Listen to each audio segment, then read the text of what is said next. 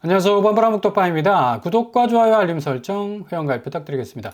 지분형 모기지 도입 로드맵이 6월 말에 오픈될 예정입니다. 가장 큰 이 혜택을 얻는 대상은 바로 청년층과 무주택자.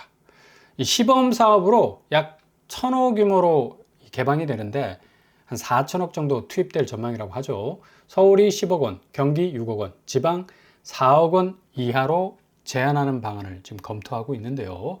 이렇게 지금 공급 드라이브가 확실하게 지금 계속적으로 걸려 나가는 건 그만큼 지금 서울 불장이라고 하는데 불장 계속해서 워딩이 반복되다 보니까 한 입이 도입되고 두입이 세입되는 거야.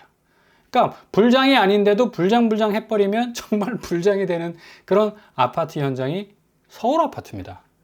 뭐냐? 실질적인 자산 가치 위에서 뭔가 자산이 눈에 보이게 척척척척 쌓여 나가는 것이 아니라 기대감, 그러니까 보이지 않는 심리가 작용하는 그런 시장이라는 얘기죠.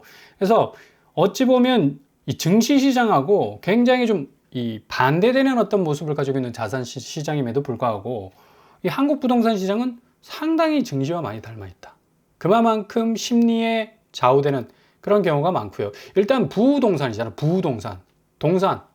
움직일 수 있는 자산이 아니라 좀 움직이기에 좀 더딘 그런 어떤 이 자산 가치라고 볼 수가 있음에도 불구하고 정말 빛의 속도로 이런 어떤 영향들을 많이 받는 영역이 바로 한국 부동산 시장이라고 할 수가 있겠습니다. 이러다 보니까 지금 뭐 서울 아파트 새 정부 들어서면서 엄청난 기대감, 그리고 자본시장 확 살아나죠. 동조해서 자산시장까지 다시 올라가는 거야. 어찌 보면 자연스러운 견인력이 작용을 해서 끌고 가는 건데 지금 워낙에 아파트 시장의 이 고점, 그러니까 집값 자체가 정상에 매달려서 내려올 생각을 그동안 안 했으니까 새 정부 들어서 이 집값 자체를 정상적인 하향화 이 방향으로 좀 이 전환을 시켜야 되는 데 있어서 여러 가지 어떤 악재들이 좀 많이 있죠. 근데 뭐 일단 공급 폭탄이 터지기 시작하면 일단 시장 부분에 있어서는 선순환되는 어떤 수요와 공급의 원칙에 의해서 가격이 재조정될 가능성이 크다. 지분형 모기지는 공공기관이 최대 40% 지분 투자를 하게 되고요. 일단 수요 입장에서는 목돈 들 필요가 없다는 얘기예요. 그러니까 적은 돈으로, 최소한의 돈으로 주택을 구매할 수 있는 그런 어떤 장점이 있어요. 그리고 은행 이자보다 좀 싼 사용료를 좀 내는 그런 아주 독특한 그런 시스템을 가지고 있는데 일단은 지금 이 상황에서는 가장 필요한 거예요. 왜냐하면 집값이 원하는 수준까지 내려오질 않잖아. 또 내려오더라도 좀 살금살금 내려오지 성큼성큼 못 내려오거든. 그러니까 진입하는 사람의 입장에서는 언제까지 입 벌리고 기다릴 수 없잖아. 그죠? 그러니까 최소한의 비용을 가지고 그럼에도 불구하고 서울 도심이라는 좀 핵심적인 어떤 입지 안으로 진입해 들어갈 수 있기 위해서는 작은 부분에 있어서의 부담감을 좀 줄여야 되는데 지분형 모기지 예시를 보시면 구매자가 1억 8천 정도, 은행 대출 4억 2천 정도, 주택금융공사에서 4억 정도 지원을 해줍니다. 그래서 단적으로 10억 아파트를 1억 8천에 살 수 있는 루트를 만들어 놓는 건데 이게 본물 터지듯이 확장이 되기 시작하면 일단 지금 뭐 고점에 물려있는 집값들도 눈치를 보기 시작하게 되겠죠. 수요자들이 죄다 뭐 비용이 어마무시하게 들어가서 무시무시한 어떤 원금 이자 정말 후달릴 수밖에 없는 맷돌 인생 갈 수밖에 없는 그런 뭐 삶의 질이 떨어지는 그런 방향으로 가기보단 손절하죠, 당연히. 1억 8천으로 10억 아파트 내가 살 수 있다면 충분히 이쪽 선택지를 결정하는 건 당연한 거 아니겠습니까? 하루를 살아도 좀 충만하게 살아야지. 그죠? 꽉 차게 살아야지. 뭔가 쫓기듯이 불안해서, 그죠? 매달 돌아오는 원금이자 갚느라고 그냥 다크서클이 무릎까지 내려가. 그만큼.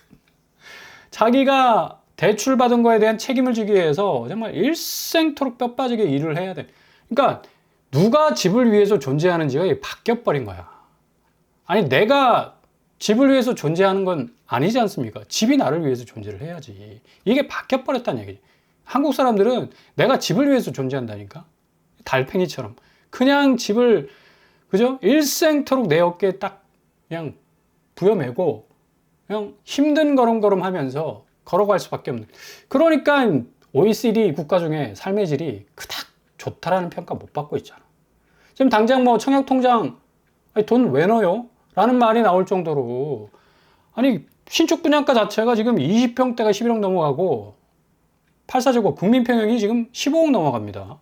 그러니까 뭐 누가 이거 청약 제대로 할 수 있겠냐고. 당연히 빼지. 2만 명 정도 빠졌고요.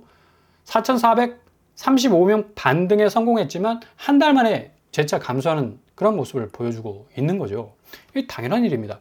그렇기에 이 정책적인 어떤 공급을 위해서는 지분형 모기지 이 주택들도 좀 과감하게 풀어야 된다.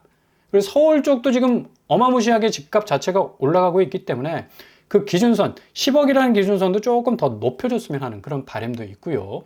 이러다 보니까 사람들이 뭐 목매고 할 수밖에 없는 게 무순위 집주밖에 없어요. 그죠? 공공분양에서는 분양가 상한제 아파트, 그리고 무순위 집주, 뭐 경매시장 좀 들여다봐야 되고, 경매시장도 지금 뭐 엄청난 지금 경쟁률 때문에 치이게 생겼어.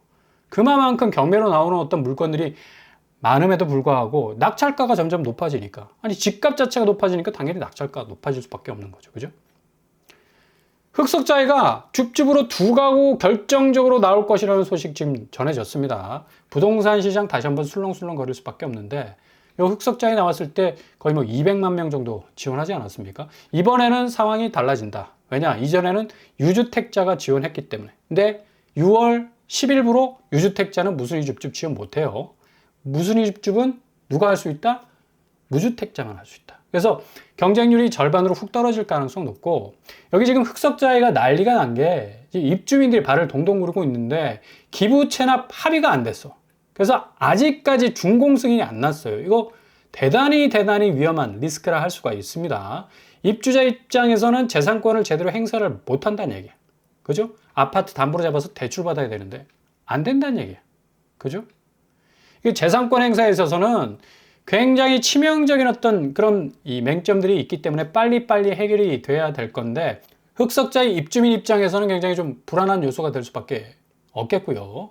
일단 3년 차에도 등기를 치지 못한다면 이거 뭐 굉장히 참 어려운 상황이 전개가 될 수밖에 없는 건데, 교육청과의 기부 체납 합의가 이거 어떻게 보면 좀 굉장히 단순한 문제인데 참 풀지 못한 게 좀 이해가 안 가고요. 아무튼 2가구 5구제곱과 84제곱으로 나올 가능성이 높아요. 5구제곱 초기 분양가가 6억대였다.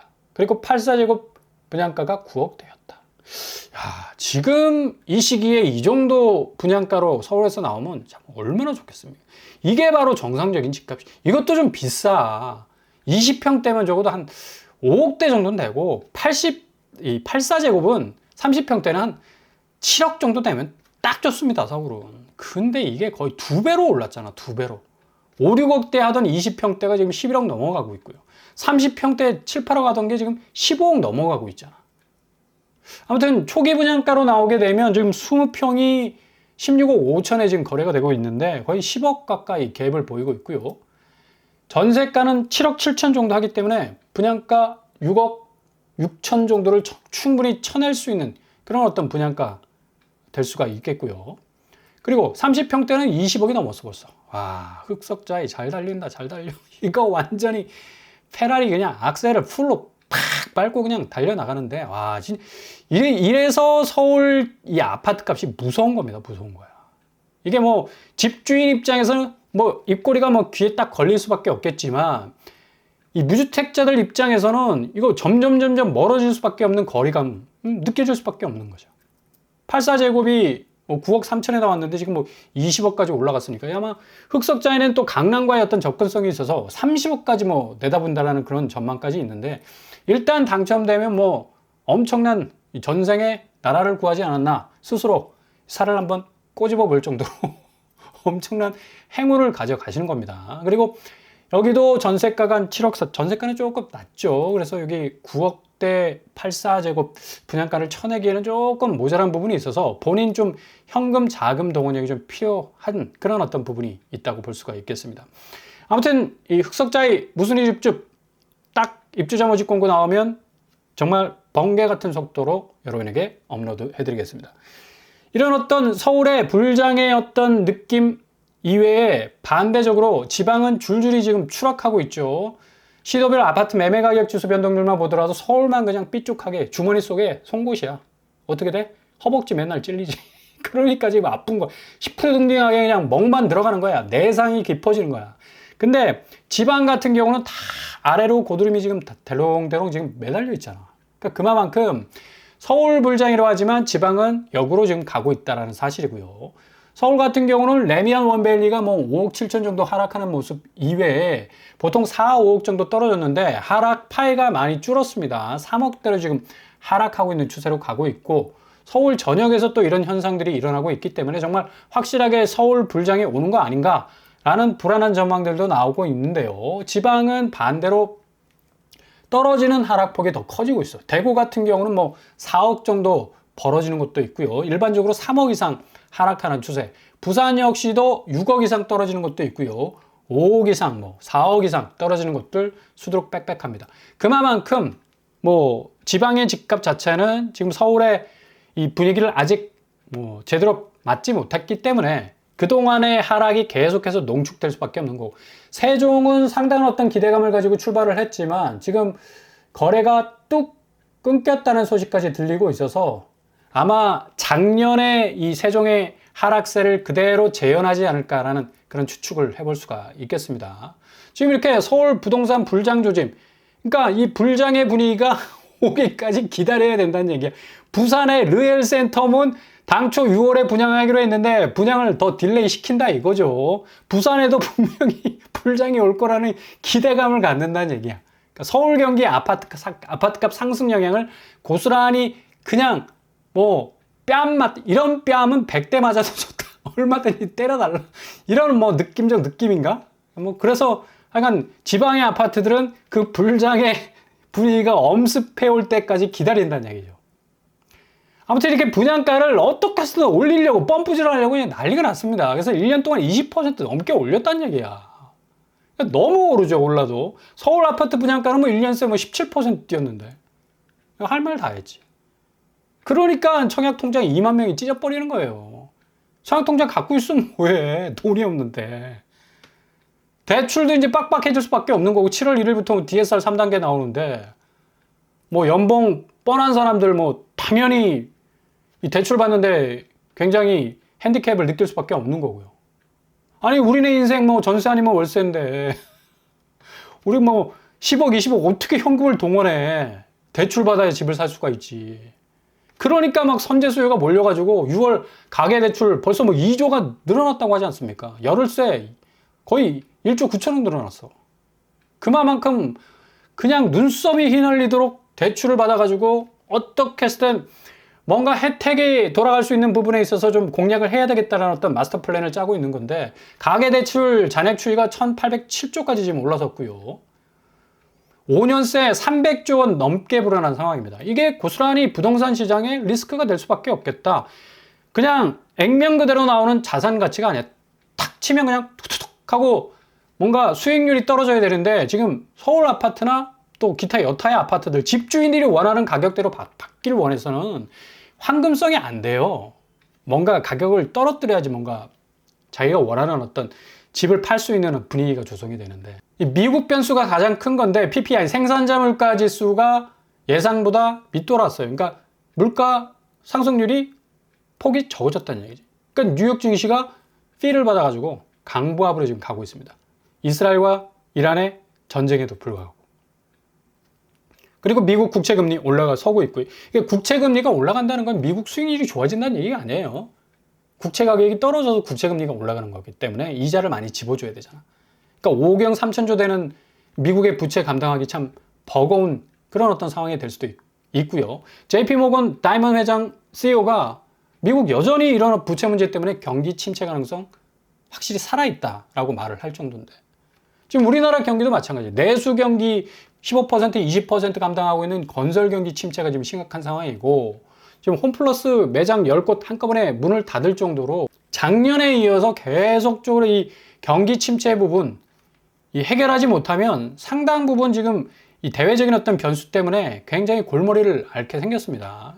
홈플러스 같은 경우는 뭐 10곳 전부에 대해서 임대계약 해지 통보를 뭐 한 상태인데, 여기 지금 폐점설이 확산이 되고 있는 그런 어떤 불안한 그런 기미도 보이고 있지만, 일단 매물로는 나왔어요. 근데 선뜻 여기를 인수하려고 안 해. 왜냐? 오프라인 유통시장 축소에 점포 정리가 너무 어렵기 때문에. 그러니까 뭔가 통일된 뭔가 이 정리가 돼야 되는데 그게 어렵다는 얘기죠. 그러니까 자산 정리가 제대로 안 되니까 뭐 GS 쿠팡, 알리바바, 뭐 농협 등등이 거론되고 있는데 과연 어느 쪽에서 인수를 할 것인지 이게 또 모험이 될 수도 있기 때문에 지금 뭐 경기 상황도 굉장히 안 좋지 않습니까? 미국 변수도 있고 국내 경기 침체 영향도 있고. 근데 지금 부동산 시장은 까꿀로 가고 있어요. 거꾸로가 아니라 까꿀로 가고 있어요. 거래량이 지금 7,000건 늘어났습니다. 의외로 5,000건에서 7,000건 늘었어. 경기 침체로 빠져들면 부동산 경기가 깔아앉아야 되는데 올랐어. 왜냐? 새 정부 출범 때문에. 그러니까 새 정부가 출범하면서 주식시장 확 좋아졌죠. 자본시장 선순환되죠. 이러다 보니까 자산시장까지 그냥 딸려가는 거야. 코 깨가지고. 당연히 분위기 좋은데 그 분위기 아파트 시장 그 기대감 때문에 이어갈 수밖에 없는 거고. 지금 금리 인하 영향도 있고요. 지금 가장 중요한 건 공급 부족인데 지금 지난 정부에서 목표한 만큼의 이 공급량 턱없이 채우지 못했습니다. 앞으로 이재명 정부가 이 공급 폭탄 어떻게 해서든 시장에 확실한 공급 라인을 보여줘서 이 시장의 집값을 잡겠다라는 그런 어떤 이 정책을 내놨는데 앞으로 이런 기대 심리도 부응해서 계속적인 어떤 이 집값 상승세는 이어질 것으로 보이지만 확실한 어떤 이 선이 굵은 이 공급책이 나오면 그래도 어느 정도 좀 안정화되지 않을까라는 어떤 예상을 또 해볼 수가 있겠습니다. 역시 뭐 기대감이라는 게 시장에 또 훈풍을 불어오고 있기 때문에 이런 측면으로도 좀 봐야 된다는 거고, 뭐 금융당국은 당황될 수밖에 없는 거죠. 지금 불장조짐 당연히 대출 내기 힘든 거니까 강남 상구, 마용성, 과천, 판교까지 지금 점점 확대가 되고 있는데 심지어 이 코픽스가 0.07% 하락하는 그런 어떤 조짐을 보여서 주담대 변동금리 떨어져 버리면 이 금리 자체가 더 하락할 수 있기 때문에 대출 부분에서 더 자극될 수 있는 그런 부분도 있다는 얘기죠. 근데 또 시중은행은 눈치 본다고 주담대 금리 역주행으로 또 가고 있는 건데 좀 전에 말씀드린 미국 국채 금리가 올라가고 있기 때문에 같이 갈 수밖에 없어요. 은행채 금리가 올라가기 때문에. 그래서 이런 어떤 이 금리 부분도 굉장히 불안정하다. 어떻게 지금 어떤 스탠스를 가지고 앞으로 가야 될지 모를 정도로 굉장히 지금 혼돈스러운 어떤 상황 속에 있다고 볼 수가 있겠는데, 이재명 정부에서 확실한 어떤 부동산 정책 그리고 공급에 대한 대책이 나올 것으로 보입니다. 이게 이 드라이브를 제대로 걸기 시작하면 뭔가 선이 굵은 어떤 이 부동산 전체의 판사리를 볼 수 있는 그런 해답이 보여줄 것 같은데, 그때가 될 때까지는 일단은 관망세를 유지하시면서 너무 서두르시면 안 됩니다. 차분하게 접근해 가시면서 분명히 무주택자들에게는 아주 좋은 기회, 그러니까 이례적인 어떤 좋은 기회들이 찾아올 겁니다. 그 기회에 여러분이 누리셔야 되잖아. 지금까지 기다린 이유가 뭔데? 그 기회를 잡기 위해서였잖아. 그러니까 잘 지켜보시면서 기회를 잡아 나가실 수 있게 바랍니다.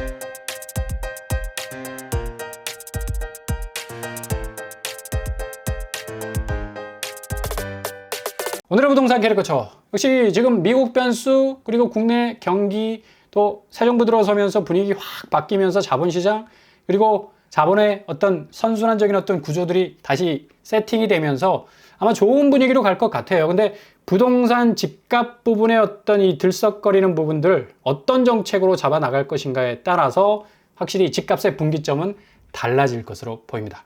오늘도 응원합니다. 항상 여러분의 길이 꽃길만 되실 수 있길 바랍니다. 이상으로 뻔뻔한 목도빵을 마치겠습니다. 구독과 좋아요 부탁드립니다. 감사합니다.